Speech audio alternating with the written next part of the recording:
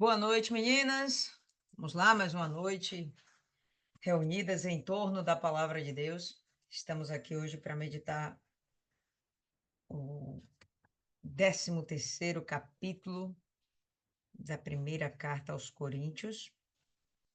E Paulo vai dedicar esse capítulo, esses versos, basicamente para falar sobre o amor. Então, vamos orar e pedir a direção do Espírito Santo para entendermos melhor essa palavra. Senhor nosso Deus, querido Pai, mais uma vez aqui reunidas em Teu nome, diante da Tua presença, buscando mais conhecimento, buscando entender a mente do Senhor, buscando entender a Tua vontade, buscando, meu Pai, aprimorarmos-nos e fazer com que a Tua palavra venha se tornar uma prática nas nossas vidas. Estamos buscando aprender para que possamos praticar. Então, Espírito Santo, que o Senhor venha iluminar as nossas mentes hoje. Abre, meu Pai, o nosso entendimento para receber esse monte de conhecimento que o Senhor nos preparou essa noite.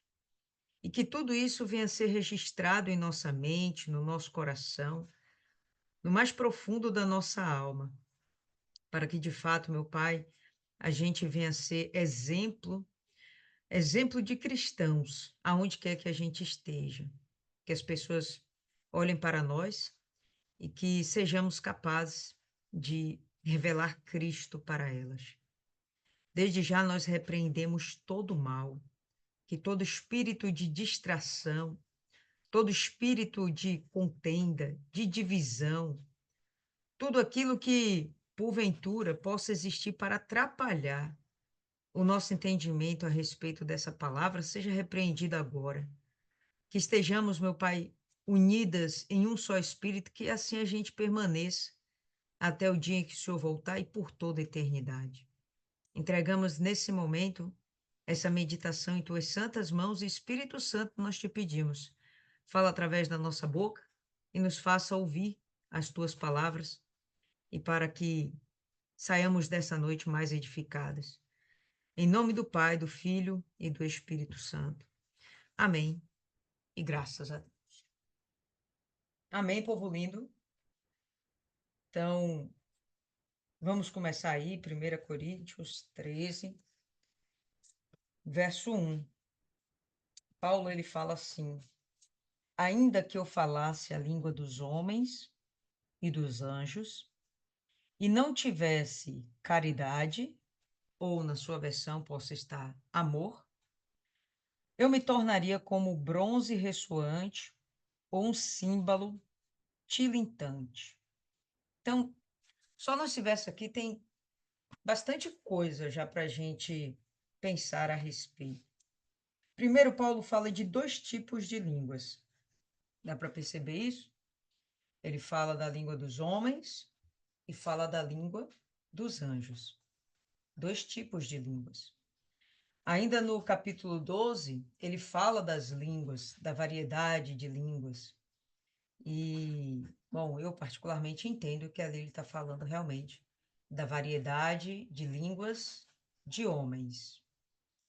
E tem a língua dos anjos, que eu acho que é um assunto que a gente vai tratar lá no capítulo 14, próxima meditação. Tá? Mas ele faz essa distinção. Língua dos homens, língua dos anjos. E se a gente parar para pensar para que servem as línguas, nós vamos entender que é para que haja uma comunicação, ok? Então, eu preciso de uma língua para me comunicar com vocês. Poderia me comunicar através de mímica, através de sinais? Poderíamos, né? A gente poderia manter essa comunicação, mas vamos combinar que ia ser algo demorado, não ia ser algo tão prático e tampouco ia acompanhar a velocidade do nosso pensamento. A fala, ela é capaz de acompanhar a velocidade do nosso pensamento, né? Se, porventura, não existisse a fala, ia ser bem complicado haver a comunicação entre as pessoas, tá certo? Mas, enfim, existem as línguas dos homens, e o primeiro momento em que a gente vai ver essa diversidade de língua, quem lembra quando é? Maiana, você que é craque aí, dê uma aula aí para as Atos. guriazinhas que estão do seu lado, e lembra aí, quando é que a gente tem a primeira vez a diversidade de línguas? Em Atos, quando Pedro estava pregando e cada um ouvia na sua própria língua natal, e chegaram a dizer que eles estavam embriagados. Boa! Maiana, topzera das galáxias, falou quando, na descida do Espírito Santo, Na verdade, vai haver a variedade de línguas. Mas mas Izzy foi já em botou aqui, Babel. Izzy já botou aqui a dica, exatamente. A primeira vez que a gente vai ver variedade de línguas vai ser justamente na torre, na construção da Torre de Babel. Quem vai dar a variedade de línguas? O próprio Deus. Para quê? Naquele momento, para criar confusão e desfazer, né, o projeto dos homens. Deus cria a variedade de línguas para desfazer o projeto dos homens, atrapalhar, confundir. Em Atos, a gente já vai ver a variedade de línguas com um outro propósito. Quem está dando essa variedade de línguas? O mesmo Deus, através do Espírito Santo, mas agora com a intenção de unir os povos em um só espírito. De modo que, com as várias línguas, nós tendo a capacidade de falar em várias línguas, poderíamos alcançar vários povos, várias nações. Fronteiras não seriam limitações para nós. Línguas não seriam limitações para nós. Então, primeiro momento onde a gente vai ver, né, o florescer das línguas vai ser ali, Gênesis capítulo 9 a capítulo 11, é lá com a Torre de Babel. E um segundo momento é justamente em Atos 2, como Maiana aí bem lembrou, tá certo? Então, Paulo está falando assim que não adianta ter tantas línguas, ter tanto conhecimento, né? E é mais do que conhecimento aqui. Boa noite aí para quem está chegando. É mais do que conhecimento. Essas línguas, elas são um instrumento para a evangelização. E em seguida vem a língua dos anjos. Como eu falei, algo que vamos falar sobre isso lá no capítulo 14, né? Próxima meditação. Não, seja como for, as línguas são para que haja comunicação, já falei. Então, guarda isso aí. Ainda que eu seja capaz de me comunicar muito bem, se eu não tivesse amor, na minha versão da King James está caridade, ele diz que ele se tornaria como um bronze ressoante, um símbolo tilintante. Na versão de Almeida, ele fala que será como um metal que soa ou um sino que tine. Vamos parar aqui para falar agora dessa comparação que Paulo está falando. Se a gente pensar aí agora num sino, por exemplo, ah, no São Rafael, o Hospital São Rafael, a gente foi lá fazer uma visita tal, e aí o que acontece? O São Rafael ele tem um sino que de hora em hora ele bate, de meia em meia hora ele bate também, né? Com determinadas batidas, né? Determinado número de batidas, determinada forma, de hora em hora e de meia em meia hora. E aí tá lá o negócio. Tum, tum, tum. E vamos combinar que não é um barulho agradável, é algo estridente e que causa desconforto. Paulo está dizendo que, ainda que ele domine as formas de se comunicar, ainda que ele tenha os dons do Espírito, a gente não falou sobre os dons do Espírito, capítulo 12, ainda que tenhamos os dons do Espírito, se isso não for recheado de amor, imbuído de amor, tudo isso será irritante, como um metal que ressoa, né? Como um símbolo que tilinta. Isso vai ser desagradável. Não vai chegar, de verdade, a surtir o efeito que o Espírito Santo precisa que venha surtir. Então, se eu tiver lá o meu dom e sei pregar muito bem, sei ensinar e tenho capacidades para curar, tenho capacidades, né, para de profecias, enfim, todos aqueles dons lá que ele falou que devemos buscar, porque ele disse que devemos buscar todos os dons. Mas enfim, enquanto nós estamos tendo isso tudo e de fato não for por amor, e esse tipo de amor que ele está falando aqui, que na minha versão também aparece como caridade, vamos falar sobre tipos de amor, isso não vai ser útil. Os dons não serão úteis para a edificação da igreja se não tiver na mistura o amor. Deu para entender? Ok. Agora, de que amor nós estamos aqui falando?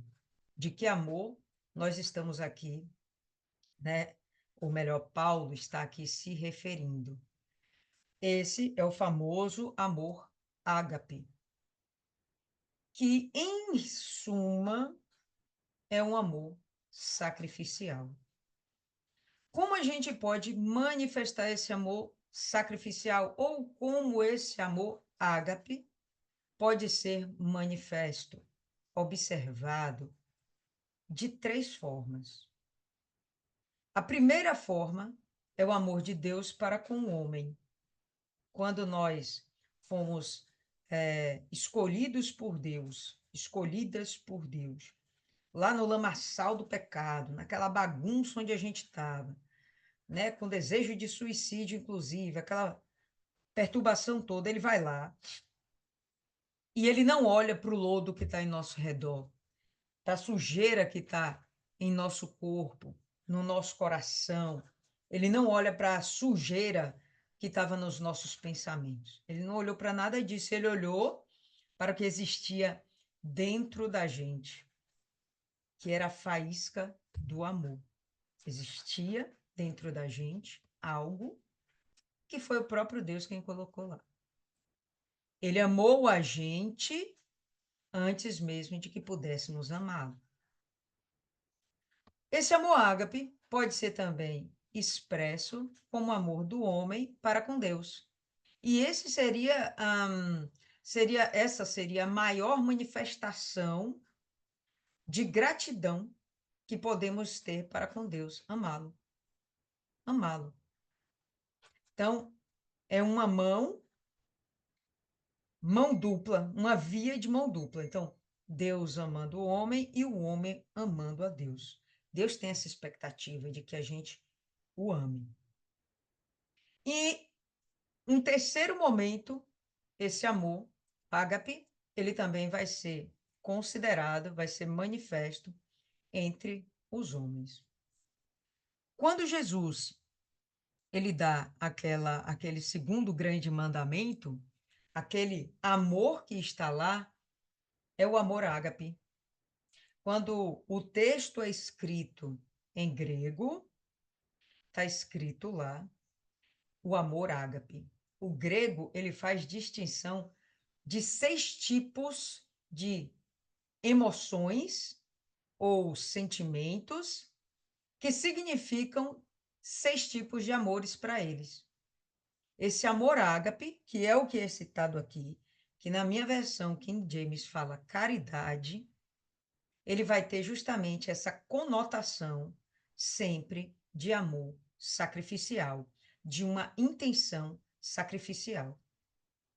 E aqui, pessoal, eu queria compartilhar com vocês um pensamento que eu tive. Esse amor sacrificial, ele não é inato. Ele não é inato. Ele é uma escolha.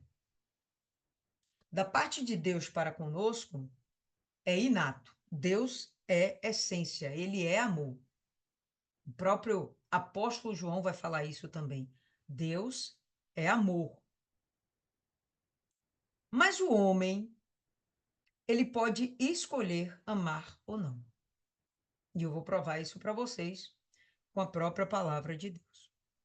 Porque no momento em que Jesus, ele fala, amar a Deus acima de todas as coisas, em primeiro lugar, honrar o teu Criador e amar o próximo. Então, se ele está dizendo isso como ordenança, é porque necessariamente não é algo natural, algo que vai acontecer do nada.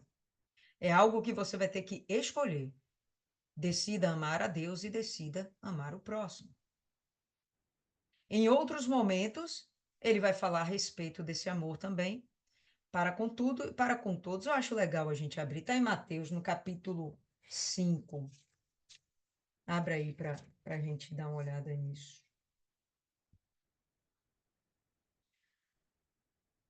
E esse aqui é um amor difícil da gente praticar, viu? E prova de que não é uma coisa inata, é uma escolha. Você escolhe desenvolver esse tipo de amor. Mateus 5, todo mundo abriu? Verso 44. Vamos do 43. Ouvistes o que foi dito: amarás o teu próximo e odiarás o teu inimigo. No passado. Eu, porém, vos digo: amai vossos inimigos e orai pelos que vos perseguem. Por quê? Para que sejais filhos do vosso Pai, que está nos céus. Então, o que Jesus está falando aqui, você tem que amar. Se você tem que amar, se é uma escolha, não é uma coisa inata, certo? Então, quando a gente vê esse amor ágape sendo chamado também de caridade, a gente vai pensar que caridade é uma coisa que também a gente escolhe fazer. É uma, é uma decisão. Não, hoje eu vou fazer um bem a alguém. Vou fazer um bem a alguém, sem a expectativa de que esse alguém vá me retribuir depois. Pior que o homem sempre espera, né? A gente faz alguma coisa boa e espera ter o troco. Quando a gente faz alguma coisa ruim, a gente espera que aquilo seja esquecido. Mas quando a gente faz alguma coisa boa, a gente espera ter um retorno. Bom, o que Jesus está falando aqui é que a gente vai amar até mesmo, deve amar até mesmo os nossos inimigos. Isso realmente não é uma coisa fácil de se fazer. Isso não é inato. Isso realmente é um exercício. Recebemos o Espírito Santo, ainda assim é um exercício. Quando a gente recebe o Espírito Santo de automático, a gente não desenvolve esse amor. E assim eu fiquei pensando, bom, os dons que nós recebemos, necessariamente, nós não precisamos, como que se fala, não precisamos nos esforçar para praticar. Ele realmente é um dom e a gente simplesmente pratica. Mas o amor, a gente escolhe. A gente A gente tem como é que eu falo, velho? A gente realmente tem uma escolha. Eu quero fazer o bem para aquela pessoa.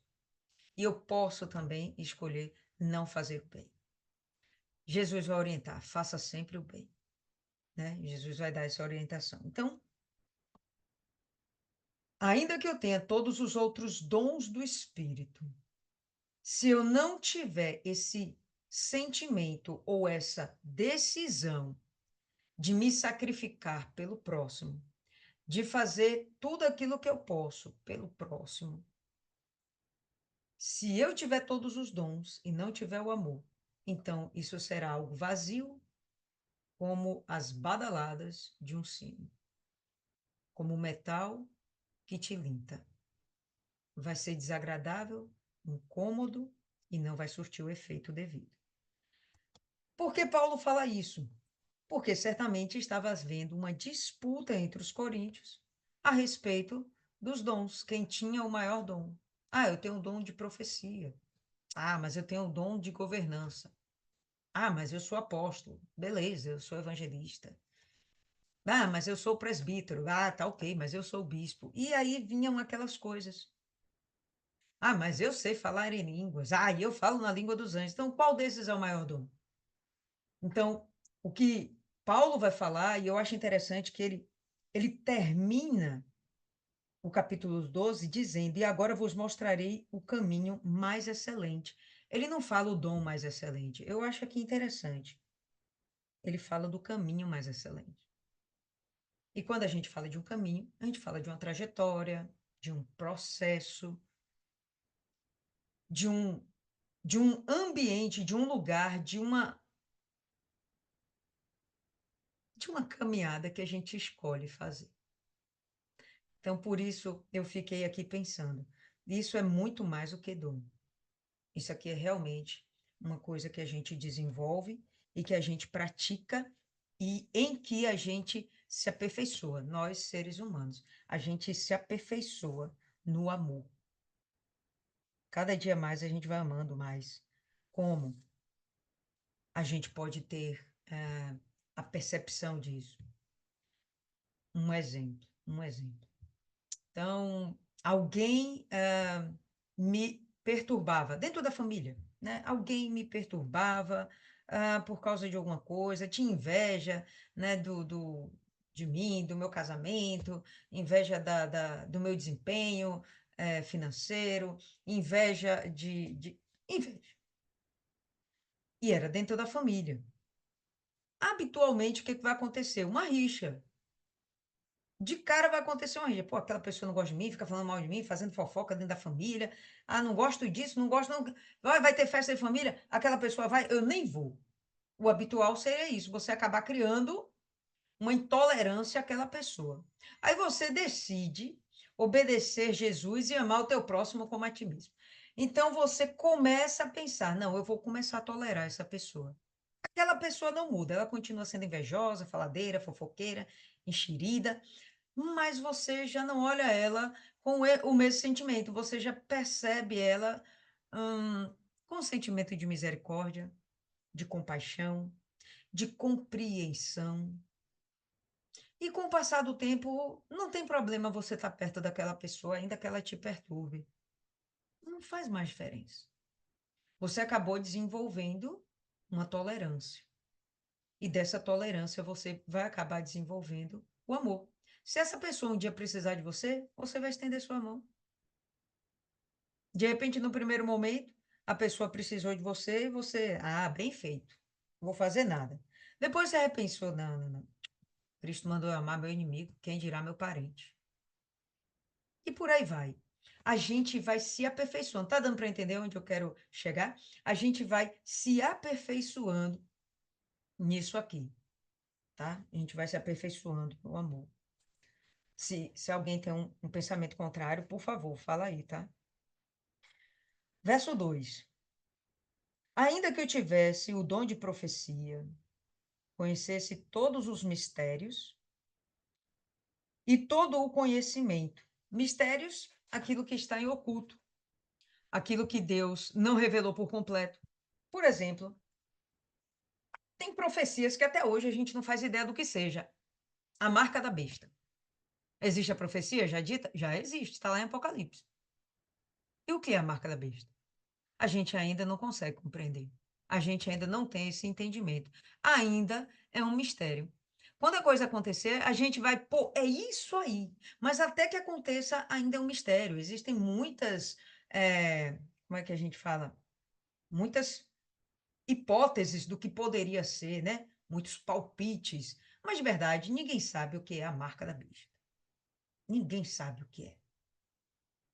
Mistério. Aí Paulo fala, ainda que eu soubesse todos os mistérios.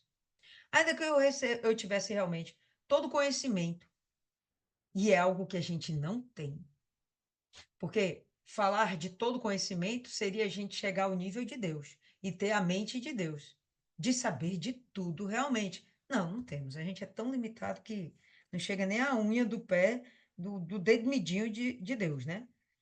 Então, ainda que eu tivesse o dom de profecia, conhecesse todos os mistérios e todo o conhecimento, e ainda que eu tivesse toda a fé, de maneira tal que transportasse os montes.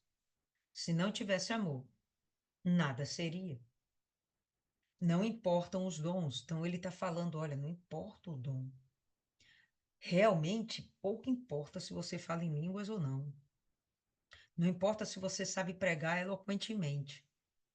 Se você não faz isso com o intuito de aperfeiçoar o seu irmão, de ajudar o seu irmão, de ajudar a igreja, de ser realmente uma peça que contribui para o desenvolvimento do corpo de Cristo. Se você tiver tudo isso, mas não tiver essa intenção, você nada é.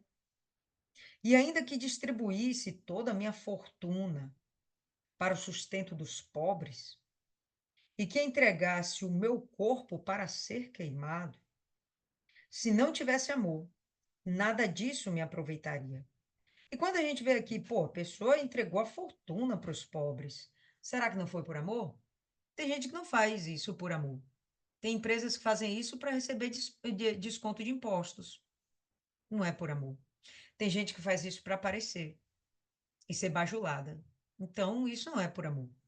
Ainda que eu entregasse o meu corpo para ser queimado, ainda que você quisesse ser um Marte, se você tivesse vazio, você só quisesse aparecer, ter o seu nome escrito na história. Lembra Getúlio Vargas? Deu um tiro na cabeça e ele falou, saio da vida para entrar para a história. Deixou uma carta lá e escreveu isso. Né? A vaidade do homem era tal que eu sei que eu vou ficar para a história. Então, ainda que ele fizesse essas coisas, se realmente o desejo não é edificação da igreja, não é edificação do meu próximo, nada disso teria algum proveito. O amor, ele é paciente, é benigno. O amor não inveja, não se vangloria, não se ensoberbece. Então, ele vai começar agora a citar características do amor, mostrando exatamente o que se espera de alguém que diz amar e ter o amor segundo o amor de Deus, esse amor ágape, esse amor sacrificial. O amor é paciente, então é compreensivo, espera que a pessoa entenda, mude, seja transformada, tolera, suporta. É benigno. O desejo de quem tem amor é de fazer o bem. Ah, mas fulano me maltratou. Tá, beleza, não vou desejar o mal para fulano. Ainda que a minha carne queira, mas a minha decisão é de amar fulano. O amor não inveja, não se vangloria, não se ensoberbece. Nesse momento aqui, Paulo está fazendo uma crítica, pessoal, àquelas pessoas que têm disputa de dom, tá? E que por causa desses dons, elas se envaideceram. Não, olha o que o Espírito Santo me deu. Elas se envaideceram. Então, Paulo está falando aqui, ó, não é para eu ter inveja da capacidade do meu irmão. Pô, ele fala em línguas e eu não falo. Ah, por que ele fala e eu não falo? Né? Não é para eu ter inveja. É para simplesmente eu compreender. Deus deu o dom, segundo a vontade dele, para quem ele quis. Tranquilidade. Tenho que compreender, aceitar e respeitar. Se eu quiser que Deus me dê, busco. Paulo falou aqui, né? Verso 31 do capítulo 12. Procurai com zelo os melhores dons. Então, vou buscar. Se Deus perceber que a minha intenção é ser útil em algo mais na igreja, ele vai me dar. Caso contrário, não é para eu ficar invejando os outros. Podemos expandir esse conceito para todo o resto da vida? Não invejar os bens do outro, não invejar o casamento do outro, não invejar as capacidades do outro, né? Não invejar as amizades. Podemos. Não invejar o cargo do meu coleguinha na empresa. Podemos sim ampliar esse conceito. Não tem inveja. Não se vangloriar, né? Ficar lá se jactanciando, eu sou, eu sou, eu sou. Não se envaidece, não se ensoberbece. Não se porta inconvenientemente. Não busca os seus próprios interesses. Não se irrita e não suspeita mal. Não se portar inconvenientemente, é aquela ideia de fazer tudo com ordem e decência, o tal do tudo me é lícito, nem tudo me convém, e tem coisas que eu não vou praticar, ainda que eu saiba que aquilo não fere minha fé, não prejudica a minha espiritualidade, eu não vou praticar porque o meu irmão pode se sentir ofendido. Se eu tiver aquele comportamento, será algo inconveniente. Vou causar escândalo no meio da congregação. Vou causar escândalo com o meu próximo. Então, quando a pessoa manifesta o amor, ela vai ter essa compreensão. Percebe que tudo é em prol do outro. A pessoa vai ter essa compreensão. Não vou fazer isso por causa do outro. Não vou buscar os meus próprios interesses. Está bem nítido, né? O objetivo é beneficiar o próximo. O máximo possível. Quanto eu puder beneficiar o próximo. Não busca seus próprios interesses, não se irrita, ou seja, tem uma conduta paciente. Isso aqui é prova de que o amor não é uma coisa inata. Você tem que praticar isso aqui. Não suspeita mal, não provoca, né, coisas ruins nas pessoas. Não tem malícia, não tem maus olhos. O amor não se alegra com a injustiça, mas se regozija com a verdade. Bem interessante aqui. A gente pode fazer esse contraponto. No momento que a gente pensa, ah, uma pessoa erra, né? Praticou lá um erro, um pecado, enfim. E uma vez. Aí pediu perdão, né? Se arrependeu. Ou mais dali um tempo, segunda vez. Se arrependeu, pediu perdão, e dali um tempo, terceira vez. O amor não se alegra com a injustiça, mas se regozija com a verdade. Tem um tempo, tem um prazo. Não dá para a gente ficar o tempo todo errando. O amor não é tolerante com o pecado. Ele é compreensivo com aquele que é ignorante, não tem conhecimento. A pessoa está crescendo na fé, certo? Tolerante. Porém, não quer dizer que vai ser tolerante com o pecado para sempre. Por quê? Porque ele se alegra com a justiça, ele tem prazer com a verdade. Então, todo o trabalho da pessoa que tem amor vai ser manifestar a verdade. Fulano, o que você está fazendo está errado, não convém, não é legal, tá? Aí a pessoa, não, pô, é mesmo, você está certo, você está certo. Aí você vai lá, chama atenção mais uma vez, chama outra vez. Depois você vai dar uma paradinha, porque você não vai ficar o tempo todo tolerante a isso. A pessoa vai ter que ter uma mudança de proceder. E você aí vai deixar de ser tolerante para você ser um pouco mais exigente. Claro que o objetivo é o aperfeiçoamento do próximo. Então, cada vez mais, você vai ter que perceber que se aquela pessoa está desvirtuando, eu falava isso essa semana com a pessoa, ela falando que tinha saído da igreja porque as pessoas ficavam apontando ela, porque ela tinha feito algumas coisas erradas, e aí as pessoas ficavam apontando, e aí ela se sentiu incomodada e saiu da igreja. Eu falei, olha, sinceramente, ser apontada você vai ser sempre, pro bem ou pro mal, não tem jeito. E as pessoas julgarem, isso é inevitável. As pessoas têm senso de valor.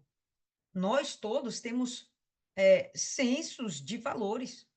A gente simplesmente não olha a pessoa e ignora, não. A gente olha, vê o proceder e aqui dentro a gente está processando. Isso está certo, está errado. A gente está julgando, não tem como não julgar. O que eu não posso fazer é condenar. Olha, você está errada e você tem que sair da igreja. Não posso fazer isso, né? Eu não posso. Eu não posso. né? Mas não posso também dizer, ó, você está condenada, você vai para o inferno. Também não posso dizer isso. Posso dizer que seu proceder é tal que pode estar comprometendo a sua salvação. Mas dizer, ó, você está perdida é complicado, não posso falar isso. Não posso. Mas também não é para eu ficar calada e dizer, passar a mão pela cabeça, não, eu te amo, eu te compreendo. Não dá. E no momento que você vai lá e diz, olha, eu te amo e te repreendo, porque eu te amo. Então você já fez um senso de valor, você julgou aquela situação. Não dá para dizer que julgar é errado. Você condenar antes da hora é errado. Você condenar sem ouvir, né, as partes, isso é prematuro, precipitado. Mas dizer que ninguém julga, isso é absurdo. Isso é absurdo. Tem que haver o juízo, sim, tá? Mas o objetivo é qual? O objetivo é edificar. Não, então você errou, caramba. Pelo amor de Deus, tá errado. Não, mas eu quero, mas tá errado. Tá errado. Não posso dizer que te amo fingindo que não tô vendo, não. Eu vou provar que te amo te repreendendo. Por quê? Porque o amor se regozija, se alegra, tem prazer com a verdade e a justiça. Tudo sofre, tudo crê, tudo espera, tudo suporta. Eu acho isso aqui muito interessante, muito forte, muito super-humano. Tudo sofrer, é, rapaz, essa questão do julgar é tipo, eu sou adúltera e vou julgar um adúltero. É descaração de minha parte. Tenho moral nenhuma, né? Mas a pessoa é adúltera, eu sou fiel. Cara, tenho toda a moral para falar. Então, essa é a questão. Quem somos nós para julgar, no sentido se a gente é tão imperfeito quanto a outra pessoa, vivendo os mesmos erros. Mas não estou vivendo o mesmo erro, estou fugindo do pecado. Estou vendo que a pessoa está se embalando no pecado, está se embolando, está se lameando. Pode fingir que a gente não está vendo e não pode fingir que a gente não está julgando. Tudo sofre, né? É um posicionamento que realmente é só por amor. Porque se não há realmente um sentimento de amor, um desejo de amar, uma decisão de demonstrar esse amor ágape, você não sofre tudo.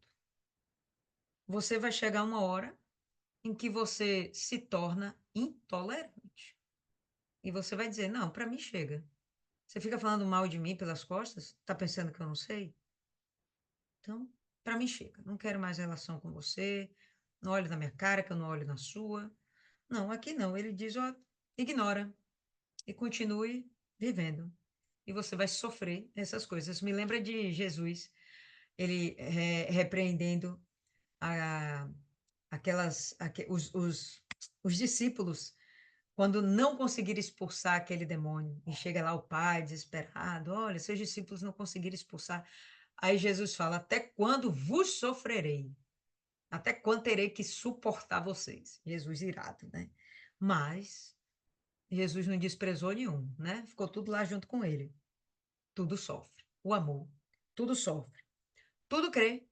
A gente aposta, né? Não tem caso perdido para quem ama. Tem caso perdido. Não, vai dar certo. Você está vendo que o negócio está indo ladeira abaixo.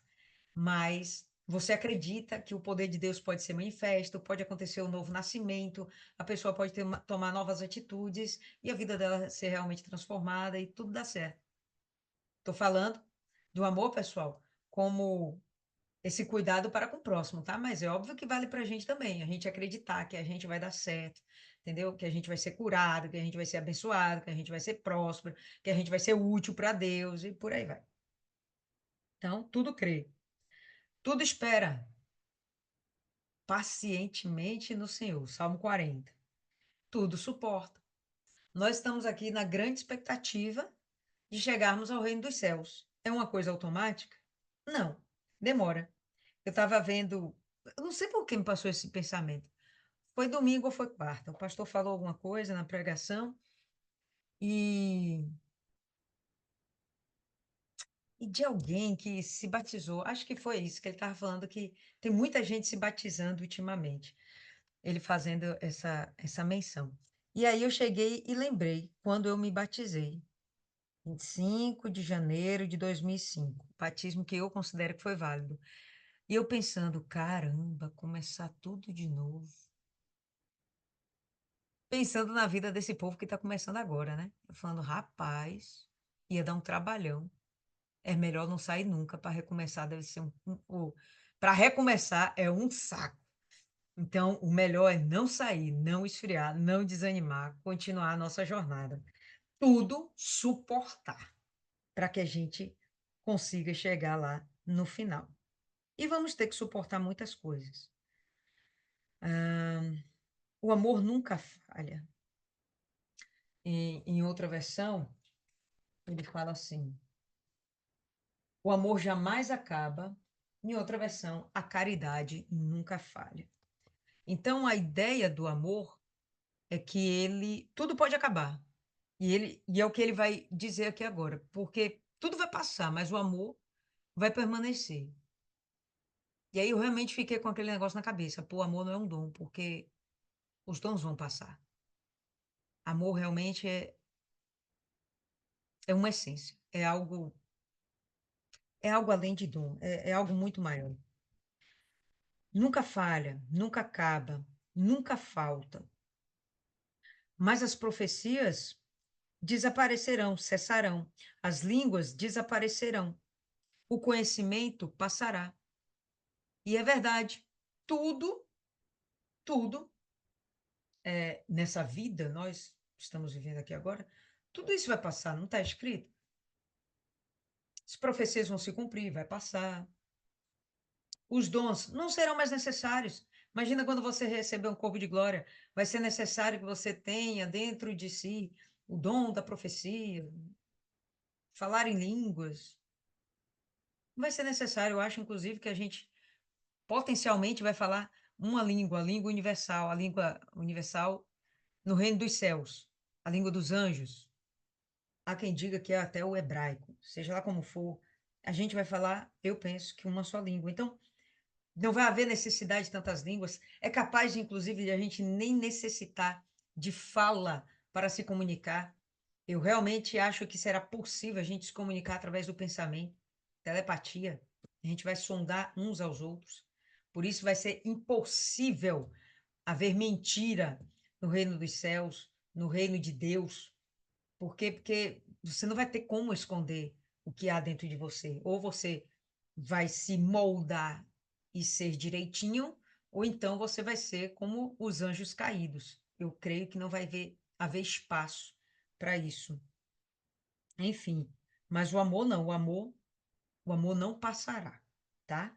As profecias cessarão, não vai haver mais necessidade de falar profecia, porque tudo vai ter se cumprido. As línguas desaparecerão, não vai ter mais necessidade de mais línguas para evangelizar, porque já foi passado o tempo.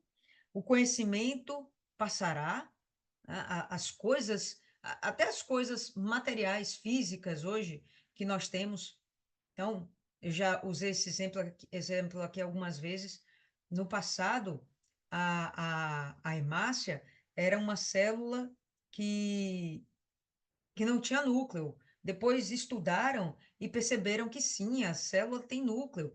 Mas os livros que eu comecei a estudar, quando eu entrei na faculdade, 25 anos atrás, né, 30 anos atrás, quando eu entrei na faculdade, o livro que eu estudava estava lá, hemácia ainda nucleada.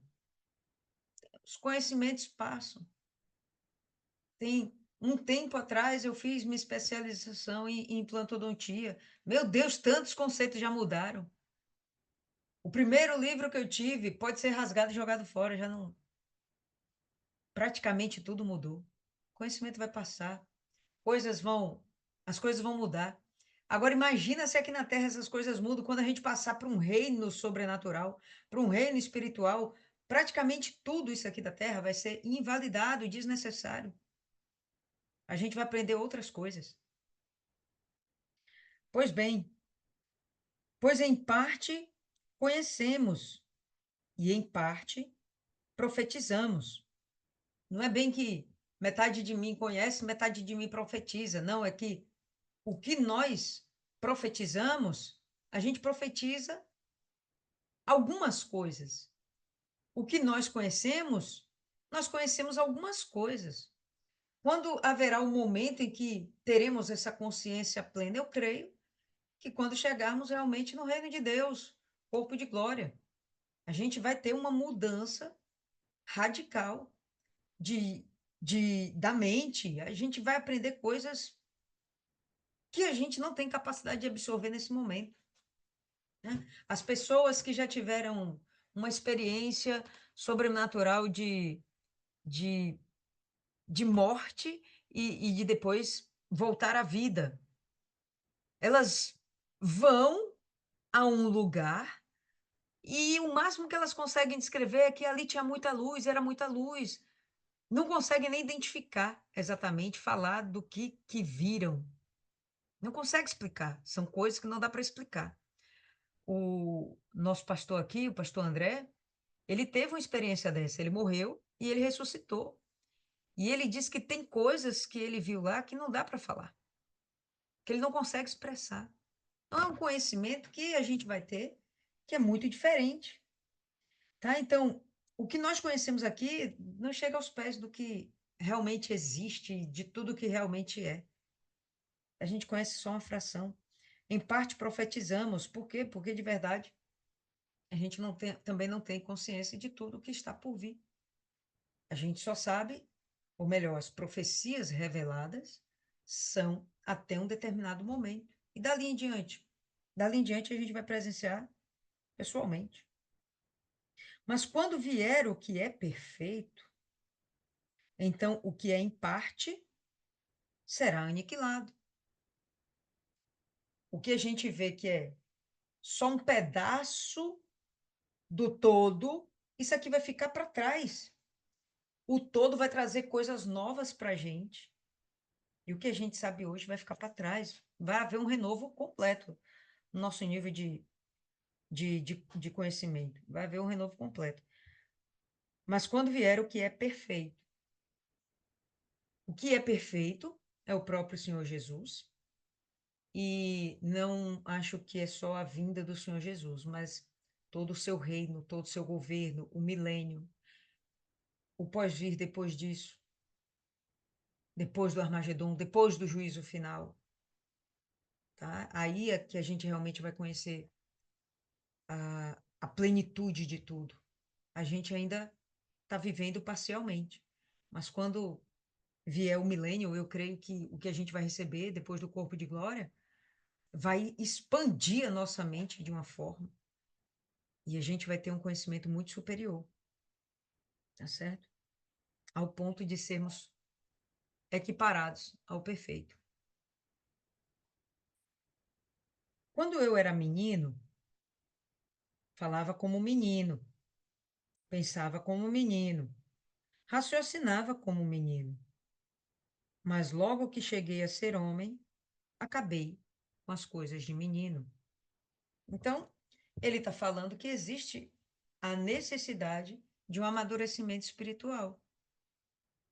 Quando ele era menino, comparando com a própria vida física dele, a vida terrena, ele pensava nas coisas de menino. Quais as coisas de menino? Brincar, né? Jogar bola, chupar bala, coisas de menino. Jurar pela mãe mortinha debaixo do carro, coisas de menino. Cresceu, as atitudes são outras. Assumir responsabilidades, ter consciência de que seus atos têm repercussão, que você vai ter uma colheita em cima de tudo aquilo que você fizer, né? Então, seu proceder agora é diferenciado, né? Você nem vai comer tanta bala assim, que pode dar cárie, pode engordar, pode dar diabetes. Para tudo, você vai amadurecer, né? Quando você era como menino, você não estava nem aí para estudar, você queria brincar. Não, agora você tem um outro nível de responsabilidade. Você sabe que você tem que crescer, se profissionalizar e por aí vai, para que você realmente tenha condição, capacidades de assumir responsabilidades maiores, constituição de família, compromisso com a pregação do evangelho, o entendimento, né, da necessidade de se pregar o evangelho, enfim. Mas logo que cheguei a ser homem, acabei com as coisas de menino. Então, nós estamos aqui recebendo as coisas do Espírito Santo, mas isso não é para a gente se sentir inebriado como um menino, não é para a gente ficar aqui é, usando esses dons de uma forma egoísta. Crianças normalmente são egoístas. Pede lá para dividir o carrinho, não quer, quebra um pau danado, o carrinho é meu, não é seu, né? Eu sou a dona da bola, eu quero jogar no time. Meu time perdeu, beleza, eu quero ficar na de fora de novo, por quê? Porque a bola é minha. Então, é um pensamento egoísta, coisa de menino. Agora não, agora eu tenho que pensar na amplitude de tudo que está ao meu redor, principalmente pensar no próximo. Agora vemos em espelho, de maneira obscura, né? Quando a gente vê o nosso espelho hoje, o espelho nosso a gente se vê de uma maneira muito límpida, né? Muito cristalina. A única diferença é que a gente vê a nossa face espelhada, né? O que é direito aqui aparece esquerdo do lado de lá. Só isso. Mas a gente vê tudo com perfeição. Bom, o espelho do passado não era assim, era metal polido. Então a perfeição não era tão grande, a imagem era meio turva. Aí por isso ele faz essa comparação. Agora vemos como espelho, vemos o que nós vemos agora é meio turvo, está embaçado. A gente não conhece por inteiro, né? De maneira obscura. Então, veremos face a face. Vai chegar um momento em que, de verdade, a gente vai ter a plena compreensão do que é realmente toda a criação de Deus, de quem é Deus, do propósito de Deus para conosco, o que Deus planejou para nós, o que Deus pensou quando permitiu que viéssemos à existência nessa carne. Deus teve um propósito. Deus teve um propósito. E até hoje ele tem propósito. Beleza, e quando a gente chegar no reino dos céus? Isso aí vai ser algo com certeza mais amplo. De forma alguma vai ser aquele negócio, né, de espreguiçadeira na beira da praia tomando água de coco. Não, vai ter lá compromissos para serem realizados, tá certo? Então, agora conheço em parte, então conhecerei também como sou conhecido. Eu tenho um conhecimento limitado. Eu sou conhecido de quem? De Deus. Deus me conhece por completo. Deus conhece tudo, porque ele criou tudo, uai. Ele é uma mente superior. Fomos feitos à sua imagem e semelhança, mas não fomos feitos iguais. Chegaremos a esse ponto, mas até aqui, tudo que eu sei é um pedaço de toda a história. E aí ele vai dizer: agora eu conheço em parte, então conhecerei como também sou conhecido. Vai chegar a hora.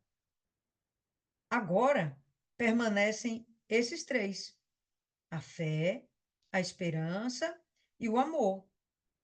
Mas o maior deles é o amor.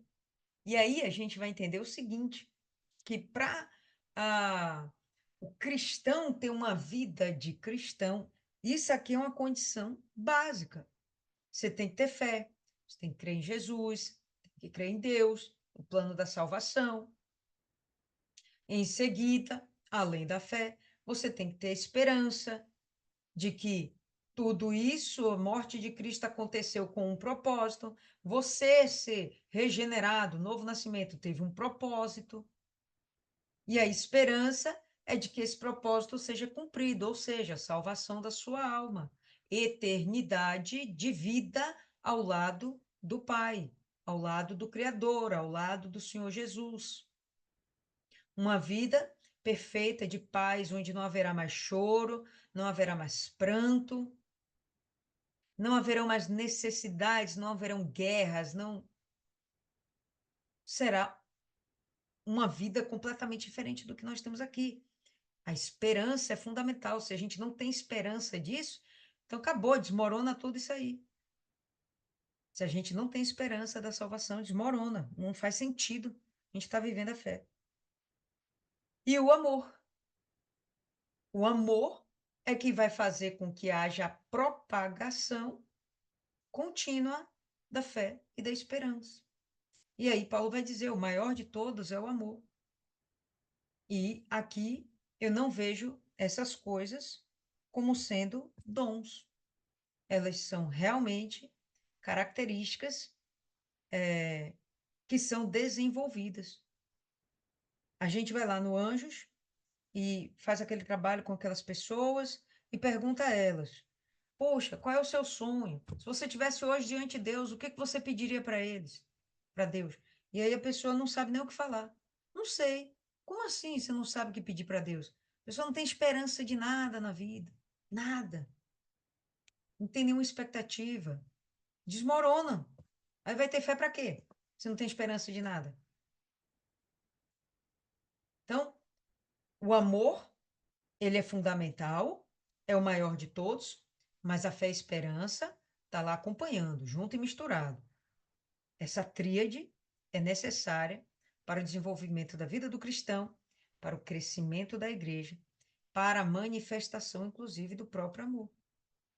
Sem fé e sem a esperança, a gente nem tem como manifestar esse amor. Se a gente não crê, por exemplo, no projeto da salvação, por que que a gente vai pregar para o outro? E aí, se já, a gente não prega para o outro, a gente já inviabilizou o poder de Deus na vida do outro. Não, a gente acredita, a gente crê. Ah, então, vou lá, vou pregar. A pessoa pode até não aceitar, mas a esperança eu ofereci. Né? Eu falei com ela que há esperança, sim, que há uma possibilidade, uma transformação de vida para ela, assim que ela desejar, assim que ela quiser. Enfim, pessoal, capítulo curtinho, algo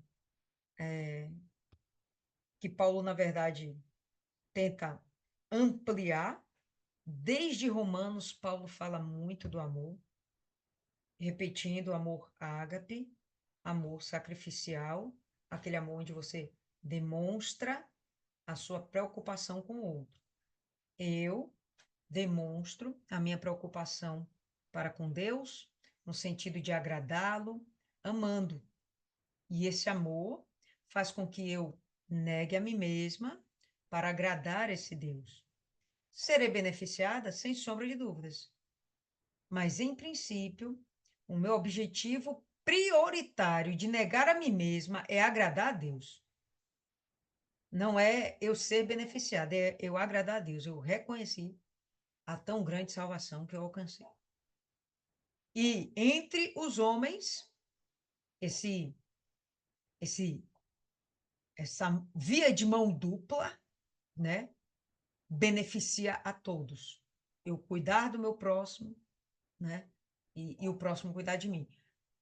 Hoje, meu último paciente, eu fui atender, e aí, mora por aqui perto, na hora ela falou, pá, vou pedir um Uber. Falei, você tá indo pra onde? Não, tô indo pra casa. Não, pô, eu te deixo lá. Eu sabia onde era a casa dela, eu te deixo lá.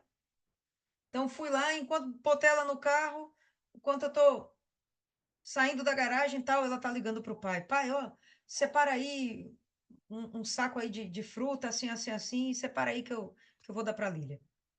Então, essa troca, eu ofereci a carona sem interesse. Ela foi grata e me abençoou com uma sacola de frutas. E por aí vai. E esse cuidado é legal, fortalece laços, né? Une mais as pessoas. Enfim, isso no mundo. Dentro da igreja, isso é essencial. Não dá para não existir. E o amor de Deus para com o homem, não precisa falar, né? Ele deu o seu próprio filho por amor ao mundo, por amor de nós. Então, ele sacrificou muito mais que todos nós, diga-se de passagem, que ele sacrificou um filho. Mas eu gostaria de ouvir aí de vocês, se vocês entenderam algo mais, querem acrescentar mais um pouquinho. Fala aí. Quem é que começa? Alguém? Levanta a mão. Eu posso? Por favor, Maiana. Desde quando começou o capítulo, eu fiquei pensando nesse negócio de amor. E a senhora chegou exatamente no ponto agora, na conclusão que é o mais forte, né? Quem mais amou foi Deus. E ele diz, numa passagem, que quem muito amou, muito perdoou. E quando o diabo engana Adão, Adão não, Eva. É que eu ouvi uma pessoa dizer isso ontem, e isso ainda está martelando na minha cabeça. Ah, o diabo enganou Adão. E eu falei, meu Jesus, me dá paciência. E aí ele falou, né? Se você comer dessa, Deus sabe que quando você comer desse fruto, você vai ser como Deus, conhecedor do bem e do mal. Só que a oportunidade que a gente tem de ser como Deus é exercitar esse amor, porque a gente errou, a gente pecou, a gente transgrediu, a gente maquinou o que não presta, tem coisa que a gente nem tem coragem de abrir a boca para falar, e até em oração para pedir perdão é no pensamento para o diabo não escutar, e mesmo assim Deus nos amou, e Ele sabe de tudo. Ele sabe de cada pensamento que passa na nossa cabeça. E ele continua nos amando. E ele deu o filho dele. O filho dele poderia dizer: Não, eu não vou, não. Você ama os outros e eu que vou lá morrer. Mas o filho dele seguiu o exemplo e se deu por amor também. Na quarta-feira eu estava atendendo uma moça aqui que ela disse que. Ela falou bem assim: É, Maiana, nós duas, hoje você é obreira e eu ainda continuo na mesma. Eu perguntei: Por que você está na mesma? Aí ela falou: Eu acho que Deus não me perdoou. Eu acho que Deus não vai me perdoar. Aí eu fui explicar para ela, conversei, falei para ela que Deus já tinha perdoado, que era ela que não estava se perdoando. E o mais difícil é você se perdoar. É você dizer, não, eu fiz isso aqui, mas Deus me perdoou e acabou. E conversei com ela e tal, pedi para ela ir amanhã para a vigília para a caravana do resgate, né? E na hora da pregação o pastor falou a mesma coisa. E quando a gente tem essa oportunidade de amar, é ser igual a Deus, diferente de conhecer o bem e o mal, porque eles já conheciam o bem. Eles só foram conhecer o mal. E nem pararam para pensar, né? Eva, completamente curiosa. E você amar alguém, na, o amor sacrificial é você olhar para aquela pessoa que está ali, te ofendendo, te caluniando, tramando nas suas costas. E muitas vezes acha que você não vai saber, porque Deus vê tudo, Deus não dorme. É o que diz o Salmo 21. Aquele que me guarda, ele não dorme. E mesmo assim você escolher não ser igual àquela pessoa. Você escolher fazer o bem, você dá aquilo que você tem de melhor para aquela pessoa, mesmo sabendo que aquela pessoa, na primeira oportunidade, vai te cravar uma faca nas costas, no meio dos olhos, seja lá onde for. Mas é você desfrutar desse prazer que Deus sente de amar, independente da circunstância, porque é muito fácil você amar as pessoas quando ela está te providenciando, esqueci o nome da palavra, quando ela está te dando algo em troca. E Mas e quando propiciando. aquelas pessoas. Propiciando. E quando aquela pessoa não tem nada para te oferecer, e assim, ajuda quem não atrapalha, mas a pessoa ainda faz questão de atrapalhar. A pessoa faz questão de ser ruim com você. E você tem um mandamento: amar como a você mesmo. E a vontade que você tem de bater num coleguinha, de morder para arrancar o pedaço, é grande. Mas você vai lá e se cala. Você sente sua carne tremer e fala: Ó, é por obediência.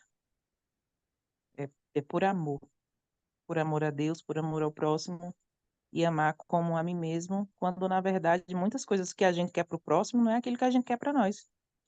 Porque tem pessoas que é do ser humano ser egoísta. O próprio Deus fala que a maldade do homem é desde a meninice. Então, se você já é maldoso desde criança, se você já é egoísta desde criança, você vai querer ver o bem do outro? Você não quer.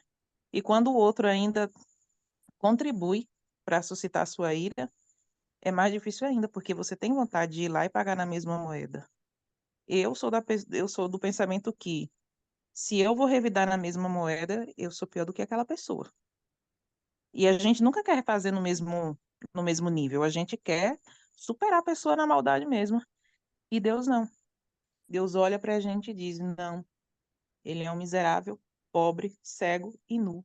Está perdido ali naquele sentimento, tá cego, ele não consegue ver além.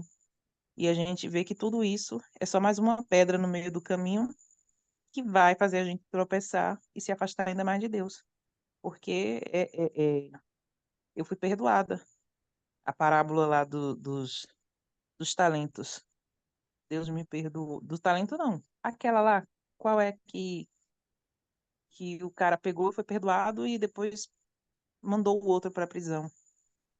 Como eu vou querer que Deus me perdoe, que Deus me ama, se eu não amo o outro, que aos olhos de Deus é como eu, que tem os mesmos defeitos, os mesmos pecados, só muda alguns pecados vão mudar de nome. Mas para Deus não existe um pecado maior nem, nem menor. Somos nós que fazemos isso. Não, isso aqui é um crime hediondo, isso aqui é um crime parcial. Mas não deixa de ser crime. E para Deus é isso. E você sentir na pele, porque às vezes a gente fala, as pessoas pensam, não, é fácil falar. Eu falo isso. Às vezes Deus nos prova, porque você diz para o outro ser forte, para o outro amar, mas e quando chega a sua vez de provar? É a parte mais difícil é essa, você provar o que você prega, você viver aquilo que você está falando para o outro. Eu, eu tô, sinceramente, tô numa situação que todo dia eu paro e falo para Deus, Deus, se o Senhor não tiver misericórdia, eu não sei o que que vai acontecer. Mas aí eu lembro, eu não já falei para as pessoas que tem que fazer. Então agora é a minha vez, diferente de algumas coisas que eu já falei. Mas é a minha vez de provar, é a minha vez de ser igual a Deus. Amar aquela pessoa que a minha vontade é excomungar até a quarta geração. Eu vou ser hipócrita de dizer para vocês que eu olho para a cara da pessoa, eu já cheguei ao ponto de dizer, Deus tem misericórdia, porque senão eu vou sujar meu coração com essa pessoa. E ela já está no inferno e não quer sair de lá, e ela não vai me arrastar com ela. Não vai, eu preciso que o Senhor acalme meu coração. Tá cantando aquela música de Anderson Freire direto. Acalma o meu coração, acalma o meu coração. E graças a Deus, Deus tem me ouvido. Deus tem me ouvido, tem me acalmado. Mas amar o outro, mesmo que sacrificial, olhar para a cara da pessoa e fingir que não está acontecendo nada, você não suportar nem ouvir a cara da pessoa quando chega num grau mais elevado, não é fácil. E a gente faz pior com Deus. A gente já fez pior com Deus e se a gente não vigiar, vai fazer pior ainda. Então é a oportunidade de realmente dizer, não, agora sim a gente, como Deus, é conhecedor do bem e do mal. Mas é na questão do amor. Você amar o outro sem méritos, sem nada, porque é um mandamento, porque você também precisa, você se colocar no lugar daquela pessoa que um dia pode ser, porque mesmo a pessoa boazinha, a melhor pessoa do mundo, vai ser o vilão da vida de alguém. E eu peço a Deus para ter misericórdia de mim, para que isso nunca aconteça. Beleza. Não é uma coisa fácil. Esse amor aqui que Paulo fala e que Deus exige não é uma coisa fácil. Vão abrindo aí em Primeira João, capítulo 4, lá no finalzinho, um pouquinho antes de Apocalipse. Enquanto isso, Viviane, dê sua contribuição aí.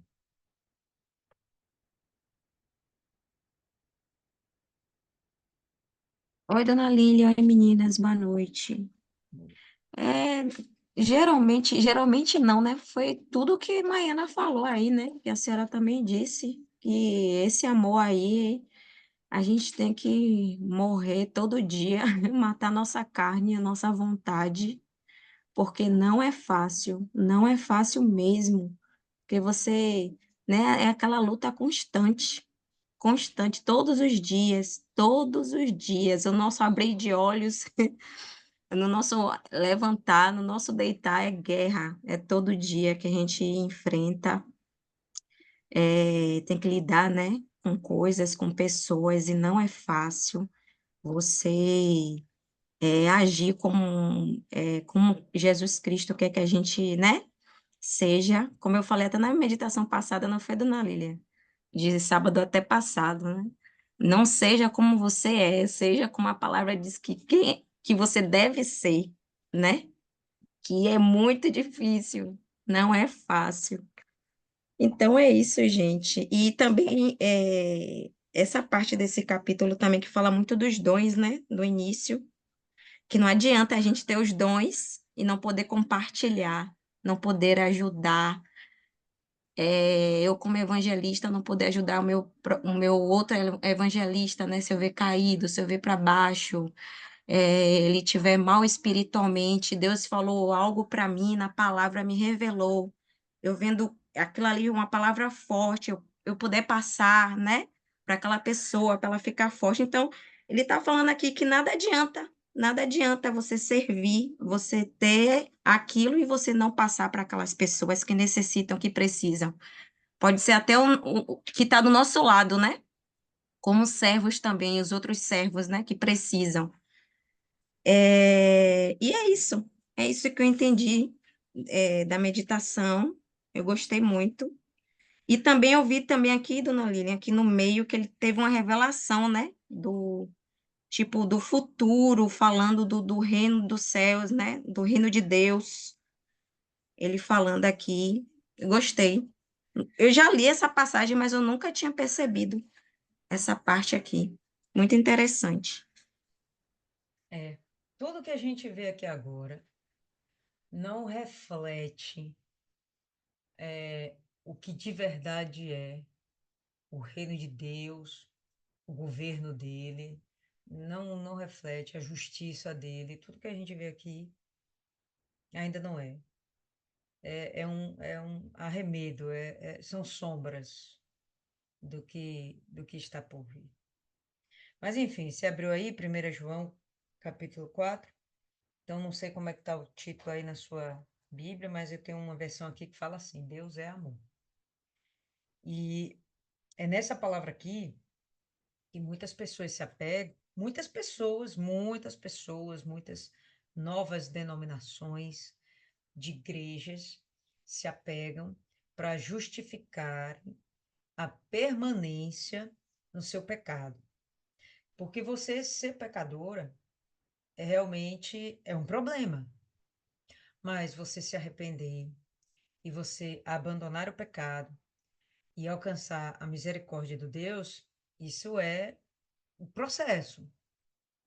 Agora, você passar por esse processo e depois voltar ao lamaçal, voltar ao próprio vômito e começar a praticar as mesmas coisas, ou até piores, e justificar, não, Deus é amor, ele me perdoa.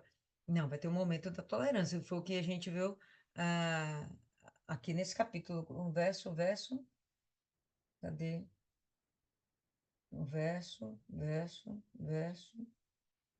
Verso 6, né?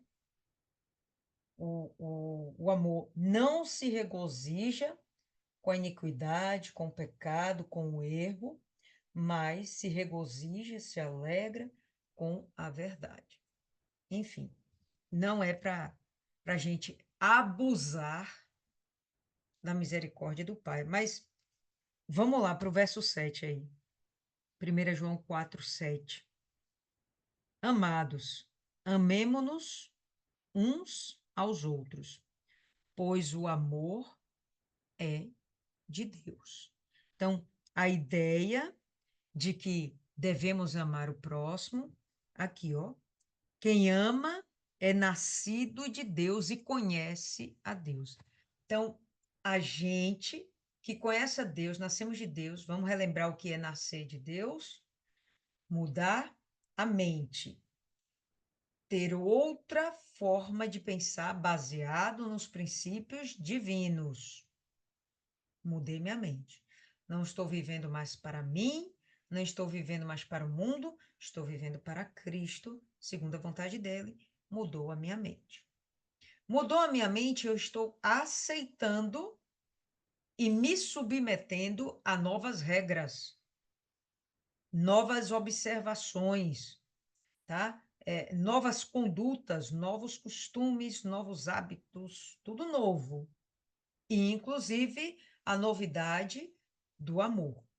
Estou aqui vivendo a novidade do amor. E ele fala: quem ama é nascido de Deus e conhece a Deus. Você não ama, você não conhece a Deus. E por que não conhece? Bom, aí porque não tem o Espírito Santo, né? Que quem revela a Deus para a gente é o Espírito Santo. O novo nascimento só acontece através do Espírito Santo, não é uma vontade nossa. É o trabalho do Espírito Santo. Ele nos dá a revelação e aí a gente agora escolhe. Não, agora eu vou fazer o que é certo. Agora eu vou fazer o que é reto, o que é bom. Agora eu vou amar. Aquele que não ama não conhece a Deus, porque Deus é amor. Verso 8. Nisto se manifestou o amor de Deus para conosco. Como foi que Deus manifestou o seu amor para conosco? Está aqui. Em que Deus enviou o seu Filho unigênito, até então, unigênito. Unigênito não tem outro filho. Não era o primogênito, o primeiro. Era o único. Em que Deus enviou o seu Filho unigênito ao mundo, para que por meio dele vivamos. Através do Senhor Jesus, temos nova vida. E aqui a gente tem acesso à vida eterna. Nisto está o amor, não em que nós tenhamos amado a Deus, mas em que ele nos amou e enviou seu Filho como propiciação pelos nossos pecados. O amor de Deus foi para que nós tivéssemos o perdão dos nossos pecados. Amados, se Deus assim nos amou, nós também devemos amar uns aos outros. Então, não é você amar, né? Eu costumo falar que aquele verso lá em Mateus, né, está incompleto. Amar a Deus sobre todas as coisas e ao próximo como a ti mesmo. Não, não é o próximo como a ti mesmo, é o próximo como a ti mesmo foi dado tal amor. Não é eu amar o próximo como eu me amo. De repente eu não me amo, eu me desprezo, então o próximo está lascado. Mas é amar o meu próximo como Deus me amou, como me foi dado esse amor. Como é que esse amor me foi dado? Foi um amor sacrificial. Alguém morreu para que eu tivesse vida. Então eu vou me matar para que alguém tenha vida. Filha, eu vou dar um tiro na cabeça? Não, pelo amor de Deus, não sejamos estúpidos, tá? Vamos ser inteligentes, né? Temos novamente. Então, o que que acontece? A gente vai negar a nossa própria vontade. Como a Maiana falou, a vontade é de trucidar o nosso inimigo, aquela pessoa que nos fez mal. Mas não, a gente vai lá e faz algo diferente. Poxa, eu fiz tudo errado, pequei contra os céus, pequei contra Deus, pequei contra os homens, pequei contra tudo. Aí Deus vai e me perdoa. Então, o mínimo que eu posso fazer é perdoar aquela jararaca, é perdoar aquele mau elemento, é perdoar aquele pecador. Por quê? Porque me foi dado um amor nesse nível. Ninguém, não. Amados, se Deus assim nos amou, nós também devemos amar uns aos outros dessa mesma forma, assim como Deus nos amou. Assim, nessa mesma medida de amor sacrificial. Ninguém jamais viu a Deus. Mas se amarmos uns aos outros, Deus está em nós, e em nós é aperfeiçoado o seu amor. Então, percebe que existe um aperfeiçoamento. Se existe aperfeiçoamento, o povo lindo, é porque a prática vai levando à perfeição. O próprio amor de Cristo é aperfeiçoado em nós. Nós vamos praticando e vamos chegar a esse nível de amor. De um exemplo, não vai ser necessário nunca, mas de eu ter um filho e dá-lo em troca da salvação da humanidade. Não vai existir nunca essa necessidade, porque Jesus é sacrifício perfeito. Mas isso é um exemplo, tá? Então, pronto, faria isso feliz da vida. Eu tenho que ter esse amor sacrificial. E aí, pula aí para o verso 18. E a gente vai ver aqui assim, ó. No amor não há medo, antes o perfeito amor, Deus, lança fora o medo, porque o medo produz tormento. Deus entra com o amor para trazer paz, segurança. Eu te amo, eu estou cuidando de você, o que Maiana falou, eu te perdoei. Eu falava isso ontem ainda com uma jovem orientando, porque fica preocupada, pô, eu fiz isso no passado, eu fiz. Esquece, filha. Enquanto você está pensando nisso, Jesus fica entristecido.